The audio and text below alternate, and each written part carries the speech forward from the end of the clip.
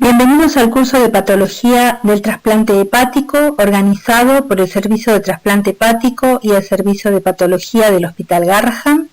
Son sus directores el Dr. Oscar Inventarza, la doctora Andrea Bosalé y la doctora Fabiana Lubianecki. El tema es infecciones virales oportunistas. Yo soy la doctora Miriam Cuarterolo de la sección Hepatología.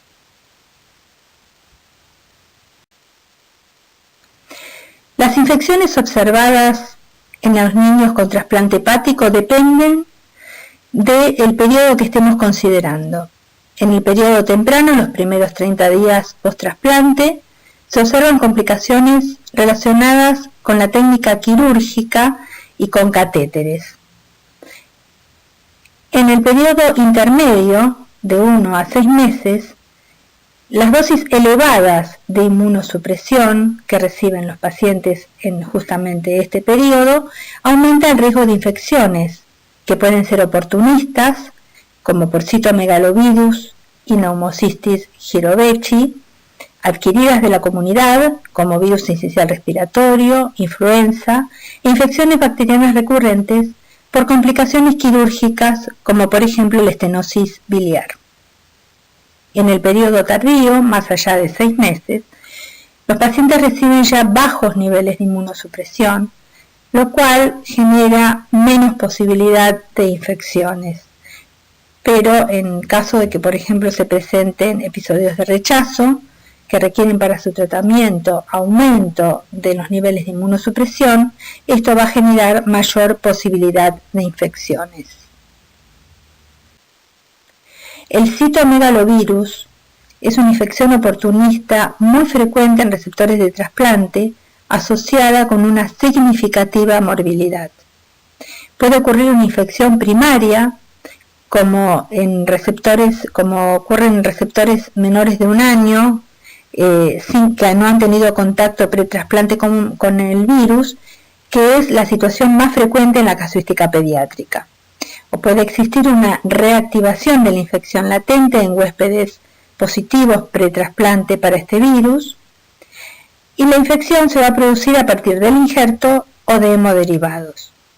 Sin prevención, la incidencia de infección depende del estatus serológico donante-receptor, siendo muy poco frecuente en el caso de ser el donante negativo y el receptor negativo, y muy frecuente en el caso de que el donante sea positivo y el receptor negativo. La infección se define como el aislamiento del citomegalovirus o la detección de sus proteínas virales o ácidos nucleicos en cualquier fluido o tejido corporal, independientemente de la presencia de síntomas. Se define temprana cuando ocurre en los primeros 6 meses post-trasplante. Se llama enfermedad cuando existe infección por este virus, síntomas y biopsia confirmando invasión tisular, detección del virus con cultivo, inmunohistoquímica o hibridización in situ y elementos morfológicos compatibles. Los cultivos en orina y secreciones son difíciles de interpretar porque existe en estos huéspedes inmunocomprometidos eliminación de citomegalovirus asintomática en muchos casos. La infección puede ser asintomática o sintomática. Sin profilaxis, en caso de receptores negativos pretrasplante, el 80% se infecta, se desarrolla lo que se llama la infección primaria, y de estos el 50% desarrolla enfermedad. Los receptores positivos pretrasplante, el 40% sufre reactivación, y de estos el 50% desarrolla enfermedad. Con respecto a la clínica, en un 25% los pacientes se pueden presentar con un síndrome viral inespecífico, con fiebre, leucopenia, linfocitosis atípica, trombocitopenia. Pueden presentar además enfermedad invasiva, con compromiso más frecuentemente gastrointestinal, hepático y pulmonar, y la asociación de esta infección con episodios de rechazo, infección fúngica o pérdida tardía del injerto se describe más frecuentemente en población adulta. Por ejemplo, podemos ver esta publicación donde se realizó un metaanálisis justamente dentro de la casuística adulta, donde describen estas asociaciones. La tasa de mortalidad puede llegar al 19%. El monitoreo de la carga viral se realiza por real-time PCR en sangre, y esto nos sirve para la detección de infección subclínica y para establecer terapia viral preventiva. La carga viral se correlaciona con la severidad de la enfermedad y puede ser un marcador de respuesta al tratamiento. Los pacientes con hepatitis o compromiso gastrointestinal pueden tener bajo nivel de viremia o viremia indetectable a pesar de tener infección sintomática y requerir biopsia para establecer el diagnóstico. La profilaxis universal se establece en el estatus serológico donante positivo receptor negativo con ganciclovir endovenoso 5 a 10 miligramos kilo día por 2 semanas, comenzando en general a los 7 días post-trasplante con una duración de 90 a 180 días. Otra alternativa que utilizan algunos centros es un curso corto de ganciclovir endovenoso seguido por monitoreo seriado de la carga viral. La terapia viral preventiva se utiliza en otros estatus serológicos y en caso de detección de viremia positiva se establece el tratamiento con ganciclovir endovenoso por 3 semanas o más, dependiendo de la evolución de la carga viral. En caso de pacientes resistentes al ganciclovir, que se definen como con viremia persistente o en aumento después de 4 semanas de administración de ganciclovir endovenoso, se pueden utilizar terapias de segunda línea como el Foscarnet. En estas guías publicadas en Liver Transplantation de la Sociedad Americana para el Estudio de las Enfermedades del Hígado y de la Sociedad Americana de Trasplante para el seguimiento a largo plazo de niños con trasplante hepático, podemos ver las recomendaciones que generaron para la infección CMV. Realizar el diagnóstico en paciente con síndrome clínico compatible, es decir, estar alerta a esta sintomatología mencionada para pensar en esta infección. En el estatus serológico donante negativo o receptor negativo no está indicada ninguna estrategia profiláctica. En caso de donante positivo o receptor negativo, administración de ganciclovir endovenoso, o sea, establecer lo que se llama la profilaxis universal. En los pacientes asintomáticos o sintomáticos con PCR detectable para el virus o carga viral en aumento, está indicada establecer la terapia viral preventiva con ganciclovir endovenoso como terapia inicial, continuando hasta que la carga viral sea indetectable. Se considera paciente resistente al ganciclovir aquel con síntomas persistentes o carga viral persistente o en ascenso luego de 14 días de tratamiento. Considerar testeo de genotipo para mutantes resistentes y terapias de segunda línea como Foscarnet o Cidofovir. El grupo de Bérgamo, Italia, publicó en Transplantation en 2008 una casuística donde comparó, había comenzado un trabajo prospectivo de comparación de profilaxis universal y terapia viral preventiva. Concluyó que la terapia viral preventiva demostró ser tan efectiva como el protocolo secuencial con profilaxis universal seguida de monitoreo de carga viral en la prevención de la enfermedad por citomegalovirus. No se observaron diferencias en la incidencia de rechazo agudo y otras infecciones, pero este estudio fue interrumpido porque se observó significativo aumento de exposición a droga en el grupo de profilaxis universal versus el de terapia viral preventiva. Por lo tanto, y a partir de esa experiencia, se propusieron realizar otro trabajo, también retrospectivo, que fue publicado recientemente en Transplantation, que es la cita que podemos observar más abajo. donde los objetivos fueron evaluar a corto y mediano plazo la seguridad y eficacia de la terapia viral preventiva para citomegalovirus implementada en ese centro en el periodo 2008 a 2014.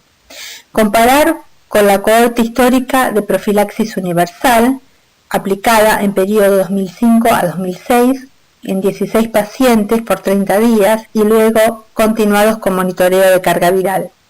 Identificar factores de riesgo para epidemia citomegalovirus en niños con terapia viral preventiva y verificar el posible impacto de la viremia en la evolución del trasplante hepático. Resultados primarios: incidencia de infección y enfermedad por CMV.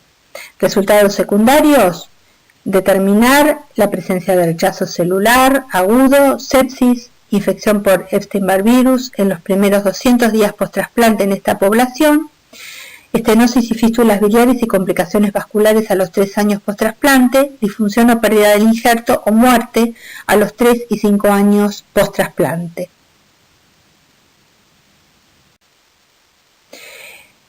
Monitoreo de carga viral se realizaba con detección del DNA CMV por real-time PCR con un umbral mínimo de 650 copias por mililitro en ambas cohortes.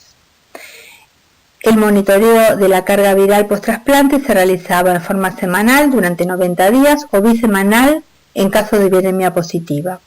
Luego mensual hasta los 180 días, cada 3 meses hasta los 360 días o mayor frecuencia de acuerdo a viremia en ambos grupos.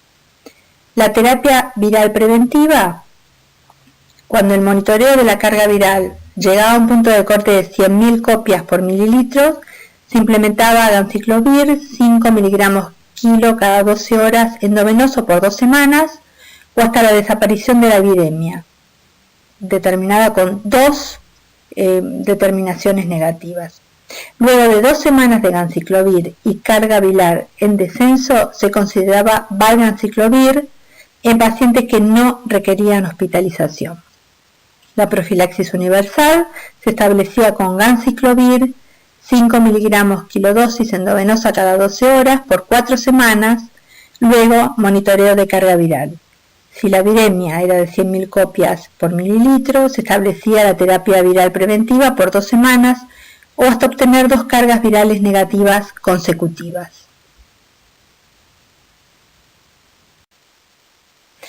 Los resultados: ellos utilizaron inmunosupresión con tacrolimus más prednisona, no utilizaban inducción y micofenolato en pacientes con compromiso renal. En el periodo 2008-2014 se trasplantaron 186 pacientes menores de 18 años y fueron incluidos en este trabajo 100 en el protocolo de terapia viral preventiva. El seguimiento: 42 meses. Se diagnosticó infección CMV en 61 pacientes, 19 de los cuales requirieron terapia viral preventiva.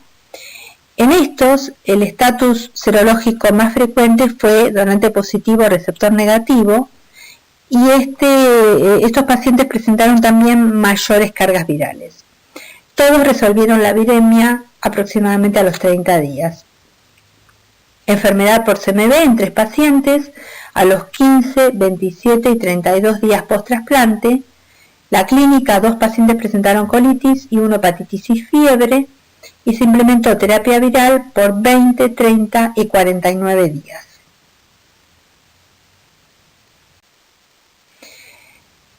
El impacto de la infección por CMV en la evolución: ellos no observaron diferencias entre pacientes con y sin infección en relación a las complicaciones en el corto y largo plazo, a diferencia de lo que, como había dicho anteriormente, se describe en la población adulta. Los factores de riesgo para infección por CMV en el estudio univariado resultó ser el estatus donante positivo, receptor negativo y donante mayor o igual a 40 años de edad. En el estudio multivariado, el único factor de riesgo independiente para infección por CMV fue el estatus donante positivo, receptor negativo.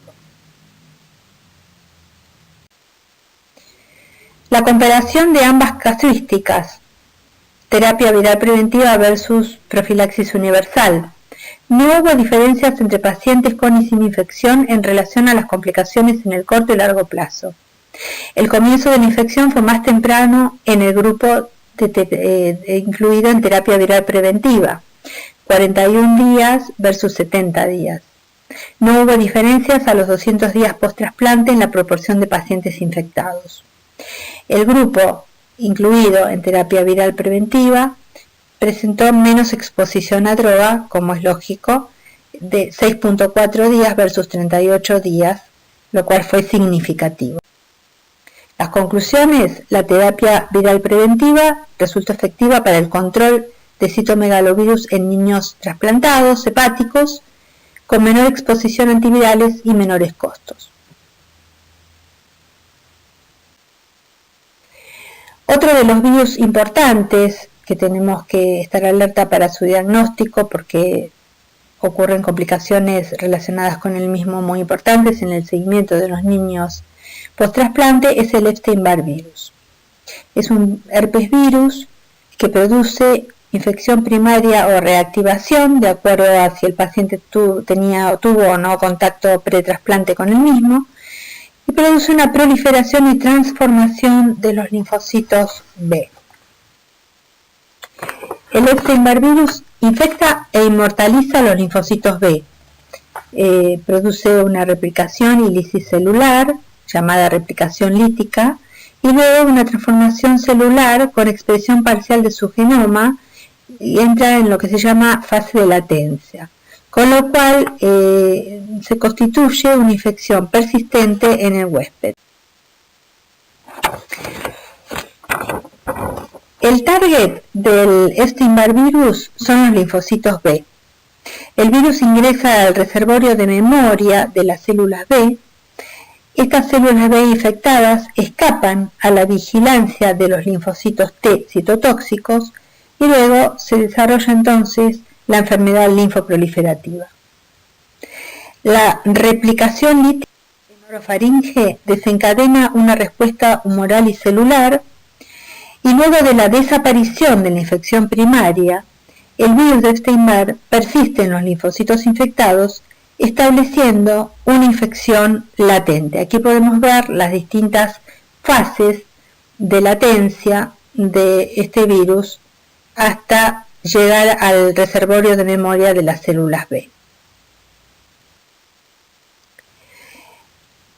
Este virus en estado de latencia reside en las células B de memoria durante toda la vida del huésped y constituye una importante causa de morbimortalidad en estos pacientes y puede producir, como dijimos, una infección primaria post-trasplante en niños seronegativos pre-trasplante, sobre todo en el primer año post-trasplante. Debemos recordar que hasta los 18 meses de vida los niños pueden tener anticuerpos maternos pasados pasivamente por la madre. Tiene relación esta infección con los niveles de inmunosupresión. La presentación puede tener un amplio espectro, desde una seroconversión asintomática hasta un cuadro de mononucleosis infecciosa con fiebre, decaimiento, faringitis exudativa, linfadenopatías, hepatoesplenomegalia y linfocitosis atípica. Puede haber enfermedad orgánica, hepatitis, neumonitis, síntomas gastrointestinales, manifestaciones hematológicas como leucopenia, trombocitopenia, anemia hemolítica y hemofagocitosis. Y la enfermedad linfoproliferativa, que puede tomar órganos del sistema reticuloendotelial y el hígado trasplantado. En el examen físico debemos objetivar la presencia de adenomegalia, hipertrofia gingival, masa tumoral y síntomas inespecíficos como fiebre, decaimiento y pérdida de peso. En el laboratorio encontramos anemia, leucopenia, plaquetopenia, hipoalbuminemia, enteropatía perdedora de proteínas. Para el diagnóstico, hay que tener siempre un elevado índice de sospecha en estos pacientes y buscar este tipo de complicaciones. Realizar el monitoreo cuantitativo periódico de la carga viral en sangre periférica durante el primer año post-trasplante y en poblaciones de alto riesgo.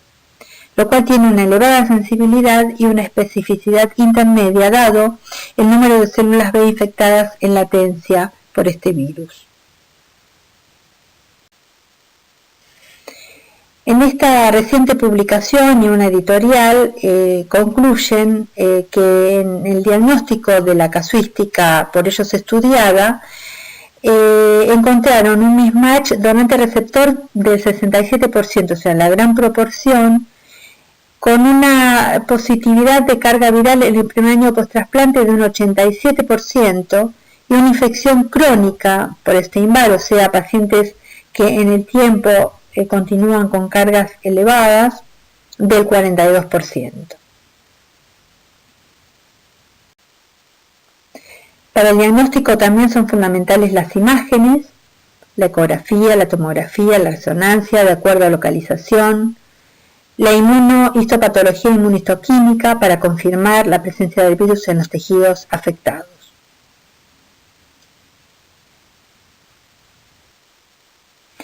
La enfermedad linfoproliferativa post-trasplante se relaciona, por supuesto, con este virus, con una incidencia del 6 al 20% y con una mortalidad que puede llegar hasta el 60%. Se define como temprana cuando ocurre dentro del primer año post-trasplante, asociada al Epstein-Barr virus en un 85% de los casos, y puede localizarse en forma extranodal en el órgano trasplantado. Es tardía cuando ocurre más allá del primer año y generalmente es extranodal con curso clínico agresivo. La enfermedad puede tener un amplio espectro en el sentido de ser manifestaciones policlonales hasta verdaderos linfomas. El tiempo de presentación vemos que tiene una modalidad bimodal y que puede ocurrir justamente dentro de los primeros meses post-trasplantes o más allá de los 2 años post-trasplante.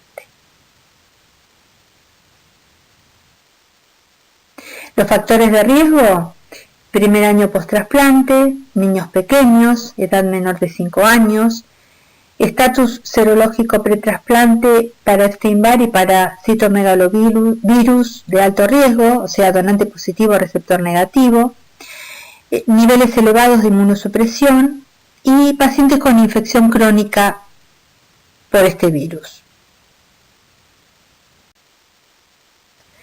Las conclusiones de este trabajo de Liver Transplantation del 2013 dice: la incidencia de infección por Epstein-Barr virus sintomática y enfermedad linfoproliferativa está disminuyendo en niños con trasplante hepático en coincidencia con la utilización de niveles más bajos de inmunosupresión. Los receptores de menor edad y aquellos con múltiples episodios de rechazo, que por supuesto reciben mayor proporción de inmunosupresión, tienen mayor riesgo. La clínica de esta entidad, como dijimos, tiene una presentación polimorfa. Pacientes pueden tener fiebre, decaimiento, anorexia, pérdida de peso, diarrea con sangre, enteropatía perdedora de proteínas, ascitis, disfunción del injerto, agrandamiento amigdalino ganglionar, esplenomegalia, leucopenia o pancitopenia o sintomatología neurológica, entre otras condiciones clínicas. Para el diagnóstico, el plan de estudio, serología para Epstein-Barr, sobre todo PCR, sangre periférica, imágenes, como dijimos, ecografías, tomografías, de acuerdo a localización, y otros estudios como endoscopía digestiva, biopsia, de acuerdo a los tejidos afectados, obtención de líquido cefalorraquídeo, estudio a nivel del sistema nervioso central con imágenes. El tratamiento: reducción o suspensión de la inmunosupresión, seguimiento con carga viral, en los casos en que se exprese CD20, anticuerpos monoclonales anti-CD20 como el rituximab, antivirales que pueden ser efectivos para la fase lítica, no para la fase predominante, que es la fase de latencia, o sea que su uso está controvertido, rapamicina, muchas veces y en los casos en que se desarrollan verdaderos linfomas, no Hodgkin por ejemplo, ya los pacientes pasan a esquemas quimioterápicos asociados a veces a rituximab, radioterapia, cirugía, etc. Las recomendaciones generadas por la guía mencionada anteriormente para este virus son: determinar el estatus serológico del virus en los receptores y donantes para identificar casos de alto riesgo. Los receptores seronegativos deben ser estudiados anualmente con carga viral para determinar su susceptibilidad a primoinfección. Los casos de alto riesgo, donante positivo o receptor negativo, deben ser estudiados semanalmente o bisemanalmente durante el primer año post-trasplante. Los pacientes con síntomas típicos como fiebre persistente, linfadenopatías, se deben descartar enfermedad linfoproliferativa con cargas virales e histopatología. Aquellos con carga viral en ascenso deben manejarse con reducción de la inmunosupresión y o terapia específica. Aquí tenemos algunas de las publicaciones de nuestro grupo en relación a este tema, enfermedad linfoproliferativa relacionada a Epstein-Barr virus. Y pocas palabras en relación a los virus respiratorios de la comunidad, que también afectan a estos huéspedes inmunocomprometidos, el influenza, el parainfluenza y el sincicial respiratoria, que pueden producir cuadros severos. Los pacientes trasplantados pueden eliminar virus por periodos prolongados, por lo tanto las precauciones de aislamiento son fundamentales para minimizar las infecciones nosocomiales.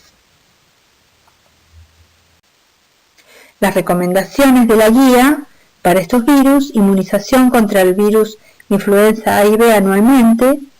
No hay recomendaciones para la profilaxis del virus sincicial respiratorio, y con respecto a la prevención del neumocistis jirovecii, se recomienda la utilización de trimetoprima sulfametoxazol durante 6 meses post-trasplante. Muchas gracias.